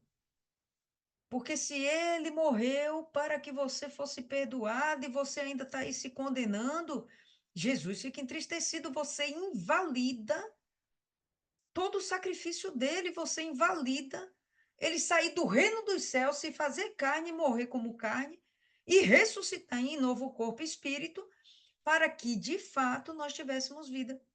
Você está invalidando enquanto você fica aí, mas eu fiz isso no passado, mas dane-se! Quem não fez isso ou aquilo outro no passado? Já foi. Ah, mas é porque eu fiz e gostei. Beleza, qual é o pecado que não é gostoso? Mas passou. Já foi. Me deu a entender que parecia que existia um desejo ainda pelo pecado. Me deu a entender. Mas eu perguntei à pessoa, não. Então, se não tem o desejo, é só culpa mesmo que ela está colocando sobre si. Caramba, invalida o sacrifício de Jesus e aí você dá espaço para os demônios entrarem na sua vida. Se você não tem a proteção de Deus, é um corpo aberto, né, pô? Então, antes o perfeito amor lança fora o medo, porque o medo produz tormento. Aquele que teme, aquele que tem medo, não é aperfeiçoado no amor. Nós o amamos porque ele nos amou primeiro. Então, ninguém amou a Deus antes de Deus amar você antes. Ninguém. Deus amou primeiro. E a ideia de você, sabe, você perceber, bota isso na cabeça, pessoal. Você foi escolhido. Você foi escolhida. Isso já é para trazer uma segurança de que você está muito bem guardado. É para te trazer paz. Mesmo você sendo o cocô do cavalo do bandido, ainda assim, ele viu em você aquela, sabe, aquele propósito que ele imaginou lá no céu. Caramba, eu tenho esse propósito com essa garota. E ele viu lá no fundo, debaixo de toda a lama, o propósito ali está brilhando. Eu vou tirar essa sujidade, vou dar uma oportunidade para ela e ela vai ser outra pessoa. Vai ser minha testemunha viva. Pelo amor de Deus. Isso é para te dar segurança. Então não é para você ter medo de nada. Nada. Por quê? Porque ele nos amou. Eu fiz uma comparação assim.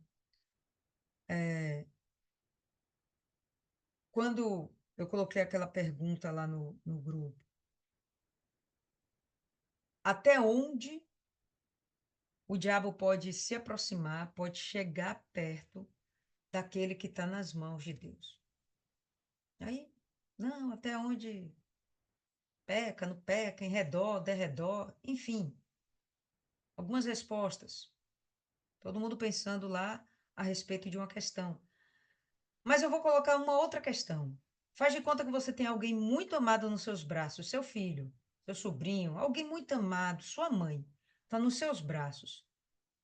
Quão perto você deixaria o diabo chegar dela, dessa pessoa, desse ente querido? Quão perto você deixaria, tá nas suas mãos proteger essa pessoa? Quão perto você deixaria o assaltante, o estuprador, o pedófilo, né, o marginal? Quão perto, o enganador, quão perto você deixaria esse mau elemento chegar dessa sua, essa sua pessoa querida? A pessoa está nas suas mãos. eu penso que você não ia deixar de forma alguma. Você ia lutar com todas as forças que tem.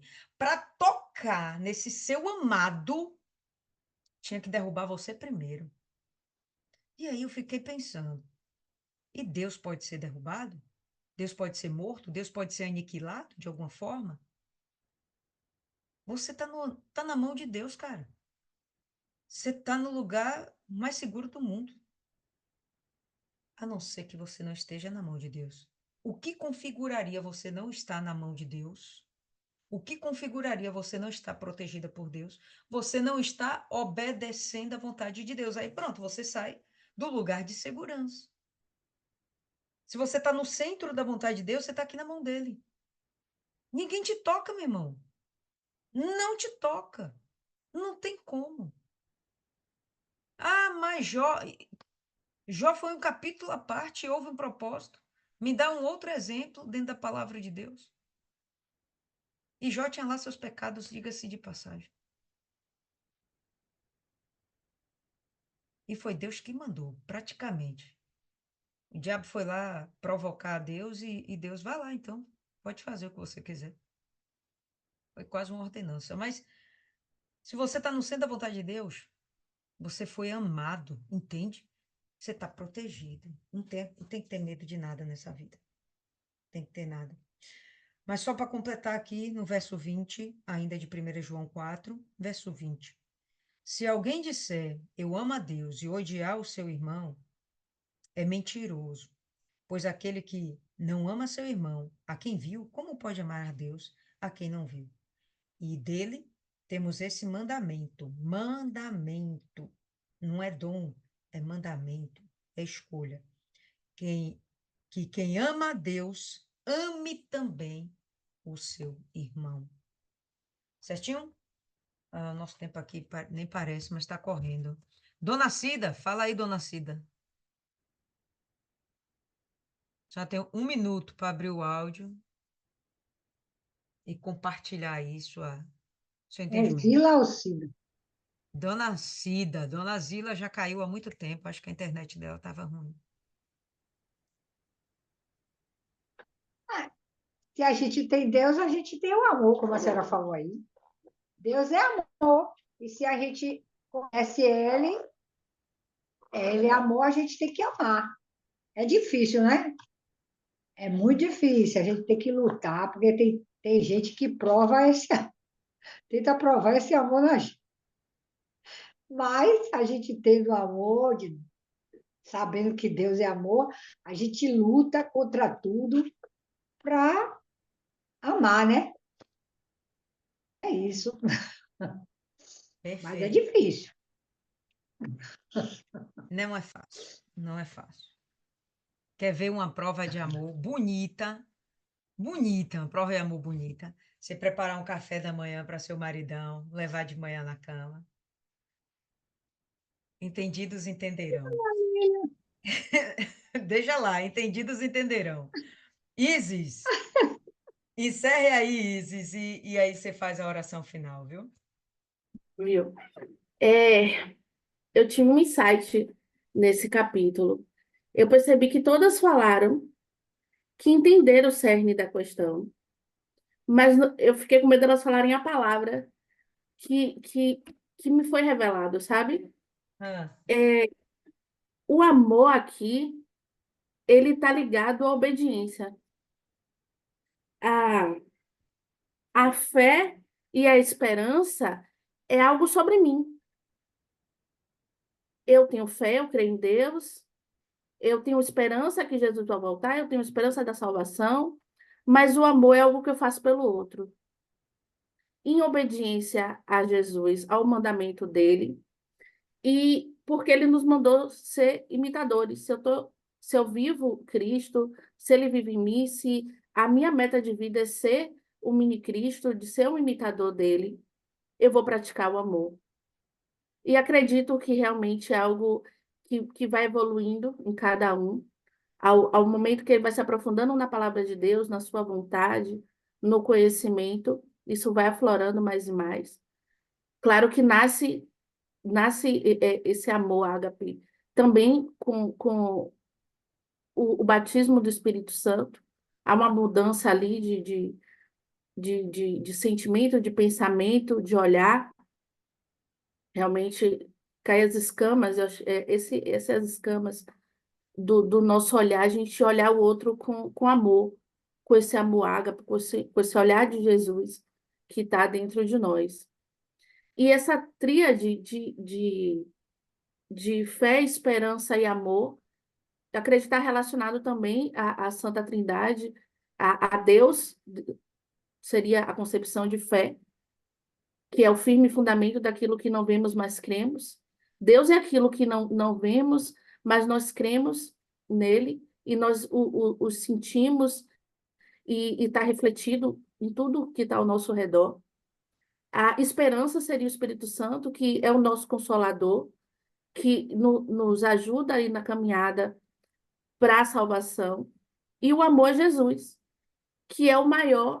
Não, Jesus é maior que Deus, não, mas ele é o caminho, a verdade e a vida. Sem ele é impossível chegar ao Pai. Então, para nós, o mais importante, além da fé, já que é uma trindade ali, uma tríade tá junto, não dá para ter um e não ter o outro, mas dos três ali, o que nos é muito mais valioso é a obediência. Não adianta a gente ter fé, ter esperança e não honrar a Deus, não obedecer, não fazer a sua vontade, não buscar em primeiro lugar a sua vontade e praticar. Obedecer e transformar aquilo em prática para a minha vida, como fé prática. E isso que me foi muito revelado, sabe?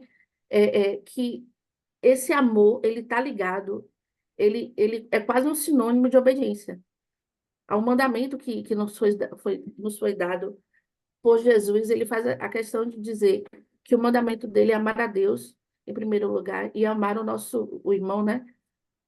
Pode estar errado, como a nós mesmos, ou como nos é dado, como Deus nos deu o amor dele, mas é essa obediência a esse mandamento que para ele é fundamental, que para mim reflete o amor. E eu confesso a vocês que antes de conhecer Jesus eu não sabia o que era amor.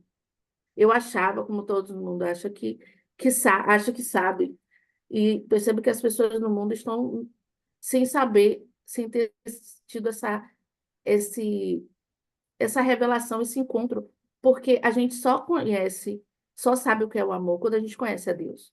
Quando a gente sente esse amor dele para conosco, é que a gente, poxa, eu descobri o que é o amor, então eu consigo refletir isso, eu consigo transmitir, eu consigo refletir, acho que essa é a palavra, esse amor. Mas é impossível você amar, dizer eu amo, sem você ter conhecido o amor de Deus, se você ter sentido esse amor. E aí leva a alguns erros, quando você não sentiu, não sabe, é o que reflete os nossos erros passados. É esse amor que a gente achou que sabia e não sabia. Pelo menos para mim, é essa experiência. Hoje eu entendo que os erros do passado são essa falta de saber qual era o verdadeiro amor. E hoje eu entendo o verdadeiro amor e busco obedecê-lo e busco seguir os seus exemplos. Paulo dá um checklist, eu achei muito legal, o checklist do amor. Eu vou trazer isso para a minha vida diante de uma situação, eu vou seguir esse checklist do amor. Tá cheque, tá tudo certo, então beleza. Não estou fazendo algo errado.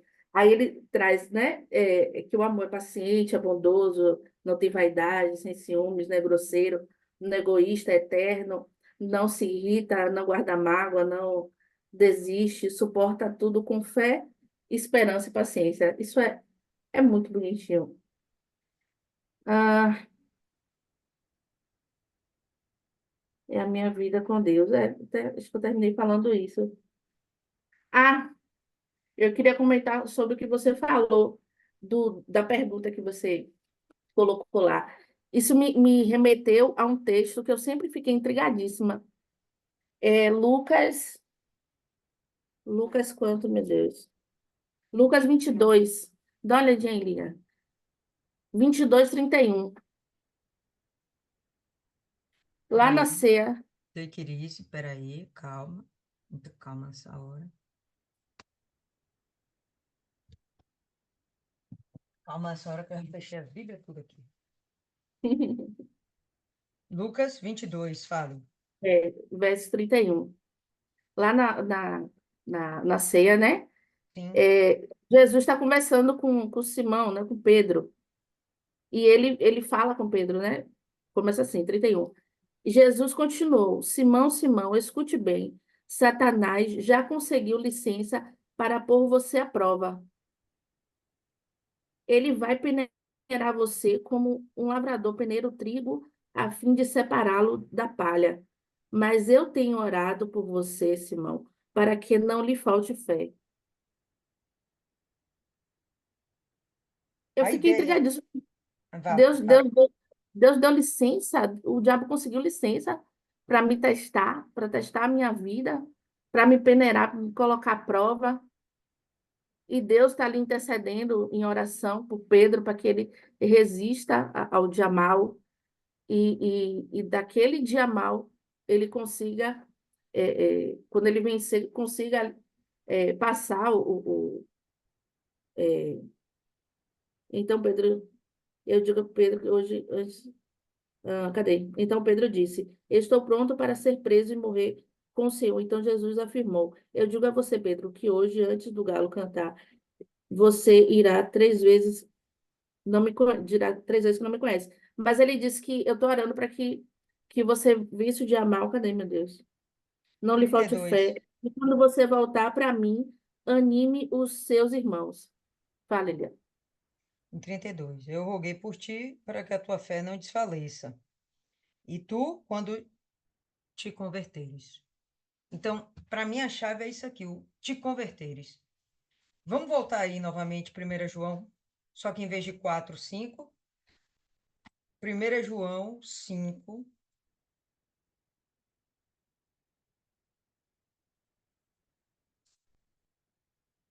Cinco, 18.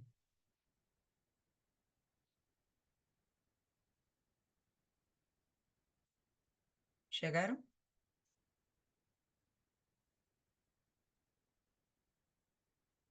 5:18, ó. Sabemos que todo aquele que é nascido de Deus não vive pecando. Está debaixo da obediência. Convertido. Antes o guarda, aquele que nasceu de Deus. E o maligno não lhe toca. Deus guarda, meu irmão. Não tem isso. Qual foi a questão de Pedro? Estava se convertendo, estava no processo dele. Se Deus deu legalidade para o diabo tentá-lo, mesma coisa, Jó, porque Deus deu legalidade para o diabo fazer o que fez. Jó era perfeito? Íntegro, fiel, ele tinha boas qualidades. Tinha boas qualidades? Tinha. Pedro tinha boas qualidades? Tinha. Era perfeito? Era convertido? Não. A gente vai ver que no final, Jó vai confessar: "Pô, eu conheci o Senhor de ouvir falar, mas agora eu te conheço de verdade." Mudou a mente do cara. E aqui a gente está vendo a mesma coisa. Olha a ressalva que João, já não é mais Paulo, é João aqui fazendo, né? Sabemos que todo aquilo que é nascido de Deus não vive pecando. Se não vive pecando, antes o guarda aquele que nasceu de Deus. Aquele com letra maiúscula aí, não está não na sua versão? Aquele com letra maiúscula? Jesus. Antes o guarda aquele que nasceu de Deus, e o maligno não lhe toca. Não tem como o diabo entrar em você. Ah, eu sou de Jesus. E outra coisa que eu estava comentando, a pessoa acaba manifestando com o demônio. Eu sou de Jesus, mas eu tô vivendo o processo de libertação. Aí eu fiz a seguinte pergunta, eu quero até que vocês me respondam, o que que vocês acham? Você acabou de receber uma intervenção espiritual. O Espírito Santo arrancou de você o demônio que estava na sua mente, que estava no seu corpo, arrancou de você. O que vocês acham? Deus, ele não tem poder suficiente para arrancar todos os demônios de uma vez? Deus vai fazendo a coisa por partes? Não, hoje eu vou tirar um. Vou tirar hoje o demônio da infidelidade. Amanhã eu vou tirar o demônio da concupiscência. Amanhã eu vou tirar o demônio da vaidade. Vocês acham que Deus não tem poder para fazer o processo numa única oração? Será que Deus é fraco assim? E o diabo é tão forte que resiste a Deus? Não. O problema é a gente que resiste a Deus. E em vez de se submeter à palavra de Deus, à vontade de Deus, a gente vai fazendo isso aos poucos, dando brechas. O que ele falou aqui? Vivendo no pecado, dando brechas. Brechas tais que o diabo acha espaço e volta. E volta de um jeito tal que volta com mais 7 piores. É uma confusão danada. É uma confusão, meu irmão. É uma confusão. Mas o problema é que Deus é fraco. Eu perguntei à pessoa, vem cá, quando você sai aqui da reunião, você acha que manifestou um demônio, recebeu oração forte, né? Recebeu a ministração do Espírito Santo. O Espírito foi lá e arrancou aquela desgraça fora. O Espírito Santo teve poder para tirar tudo, não? Deixou lá um pouquinho para trabalhar na semana que vem? Gente, não faz nenhum sentido. Então, são coisas que a gente fica querendo se enganar. Não, é que eu estou processo. Que diabo de processo é esse, filho? Acaba. Que processo é esse?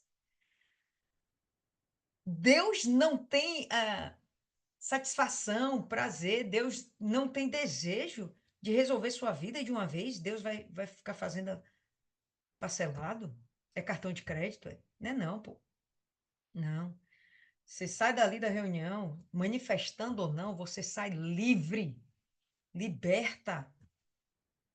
Uma folha em branco para continuar reescrevendo sua história agora com Cristo, mas no decorrer dos minutos, não vou nem dizer no decorrer de uma semana, no decorrer dos minutos, das horas, aí lá vai você praticando pecado, lá vai você assumindo uma culpa que você já não tem mais, que Deus perdoou, e por aí vai.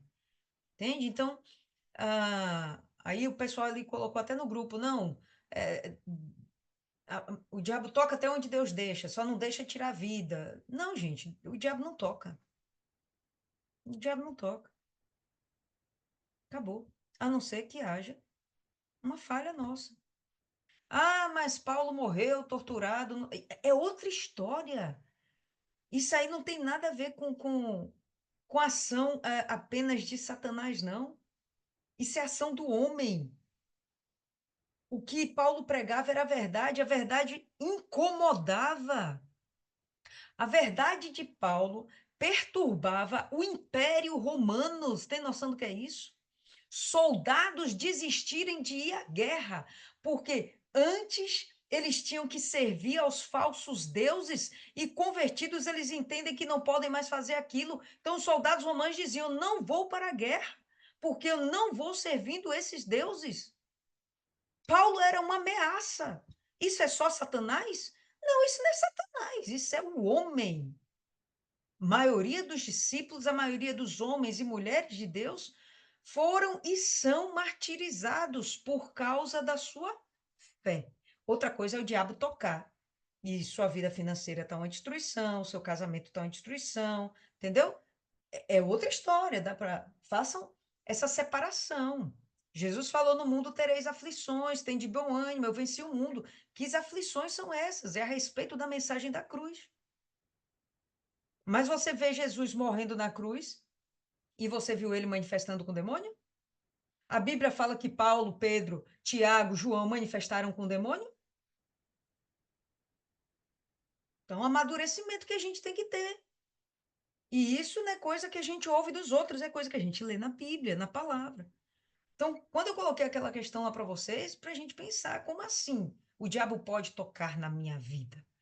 Só se eu der espaço. Como é que eu vou dar espaço? Desobedecendo a Deus, pecando, desobedecendo. Aí o que que eu faço? Saio da proteção de Deus. Deu para entender aí, Isis? Então a questão ali do ou Satanás peneirar Pedro, justamente o próprio Jesus fala: quando te converteres. Paulo, ou melhor, Pedro, ele precisava, de fato, ter a coragem de tomar suas próprias decisões e não negar mais a Cristo. Ele tinha que se converter. Ele tinha que se converter, entendeu? Então, ele estava vivendo o processo dele. Aí sim, tudo bem, é o processo da pessoa. Eu estou no meu amadurecimento do meu entendimento espiritual, tá? Eu não compreendo isso, eu não tomei posse ainda de que eu sou uma pessoa perdoada. Eu não parei ainda, não consegui parar de praticar algum pecado. Tudo bem. Então, aí Deus arranca o cão hoje e daqui a alguns minutos o cão entra, porque você está permitindo, dando espaço para que ele entre de volta. Mas dizer que Deus vai tirando aos poucos, isso é loucura, hein? Não, não cai no engodo desse. E quando vocês forem orientar as pessoas, orienta nesse sentido, com sabedoria. A pessoa tem que se converter. Se converteu, o maligno não toca. Ah, mas minha vida está destruída. Aí, de repente, é você que está se sabotando. Mas o maligno, não. Aí não é isso, tá? Maiana. E a gente extrapolou aí um monte agora o nosso tempo. É que na maioria das vezes a pessoa se importa com o que o outro vai dizer. Ah, eu vou trancar meu coração porque se fulano viu eu manifestar, vai me tirar do grupo. Se o pastor me vir manifestar, vai me tirar de tal grupo. Saia do grupo, rapaz, mas mantenha a sua salvação firme. Jesus disse que se seu olho te faz pecar, arranca o olho. Sua mão te faz pecar, arranca a mão. Entra no céu pela metade de corpo, mas com a alma inteira você vai salva.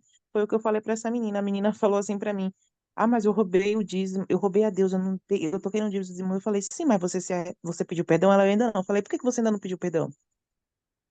Ela: Ai, tem um pecado que eu gostava de fazer ainda. Mas você ainda quer praticar? Ela não. Eu falei: Então pronto. O perdão tá, Deus já derramou o perdão, é você agora que tem que fazer a sua parte. Vá, não peque mais. Mas eu vejo a pessoa, porque querendo ou não, a gente vê.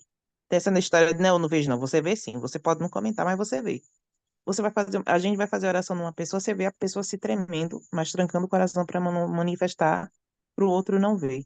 Você vê a pessoa de olho aberto numa reunião de busca. Dá uma volta no salão, a pessoa tá lá. Falei, não, na reunião de libertação, eu entendo essa pessoa com o olho aberto. Não quer manifestar, mas com o olho aberto na hora da busca, a pessoa tá tão consciente da situação dela que ela começa a evitar situações que ela pode manifestar do nada. Aí eu olhei assim, me deu vontade de dizer, ei, você sabia que mesmo de olho aberto você pode manifestar aí no meio da busca do jeito que você tá? Depois eu falei, eu não vou fazer isso não, porque depois vão me chamar de terrorista. Mas você não ajuda quem não quer ser ajudado. Deus não pode fazer nada. Se a pessoa quer, ele vai permitir. É o livre-arbítrio da pessoa. E elas ficam colocando na culpa, aí chega para um me ajuda, chega para outro me ajuda, chega para outro me ajuda, aí vai bebendo de várias fontes, mas não chega para Deus. Deus, eu preciso de ajuda. Eu já ouvi fulano, ciclano e beltrano e não está funcionando. Eu não estou conseguindo. Então, se o senhor não me ajudar, eu estou perdida. Eu preciso que o senhor mostre para mim o que o senhor está mostrando para os outros. Certeza que Deus vai mostrar e ela vai se libertar. Uhum, exatamente. Relembrando, 1 João 4, o amor, ele tira todo o medo. Porque o amor nos dá a ideia de que fomos escolhidos, ainda que a gente não merecesse, e estamos protegidinhos. É só a gente continuar obedecendo. Enfim, povo lindo, eu vou terminar por aqui. Isis, pode fazer a sua oração final e a gente se encontra, em nome de Jesus, na terça-feira. Não, só falar um negócio rapidinho. É rápido. É mentira que Eu não é vi- rapidinho. É Mentira! rapidinho. É verdade. Eu ouvia dizer esse negócio aí que podia trancar o coração para não manifestar. Eu orava, meu Deus, não me deixa enganada, não. Se tiver cheio de demônio, bota para fora, porque eu quero me libertar. Eu não vou aceitar nenhum niquino no meu corpo. Mas eu acho que será que dá? Só se ficar de olho aberto. E Maiana, se você viu que a pessoa estava de olho aberto na busca, é porque você também estava. É porque ela tá de obreira rodando o salão. E obreiro pode e É, Ai, deve, ai, por orientação do pastor. é. ai, ai. Eu vejo os obreiros vir até de costas na hora da busca, viu? Não, mas tem alguns que rodam o salão. Aí Maiana não pecou, não. Calma, calma. Aí tá tudo tranquilo. Bora orar. Vamos. Senhor, meu Deus e eterno Pai, Pai misericordioso, bondoso, obrigada, meu Deus, por mais essa oportunidade, Senhor, de ouvir a Tua voz, de aprender mais, meu Deus. Obrigada, Senhor, pelos ensinamentos, pelas exortações. Abençoa, Senhor, a nossa casa, a nossa família, o fruto das nossas mãos, Senhor.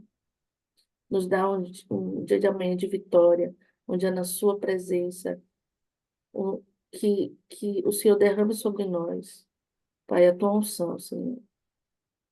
Abençoa a nossa semana, abençoa esse resto de mês, que é um mês pesado, mas o Senhor nos ajuda a vencer todos os dias os laços, as armadilhas do inimigo, meu Pai.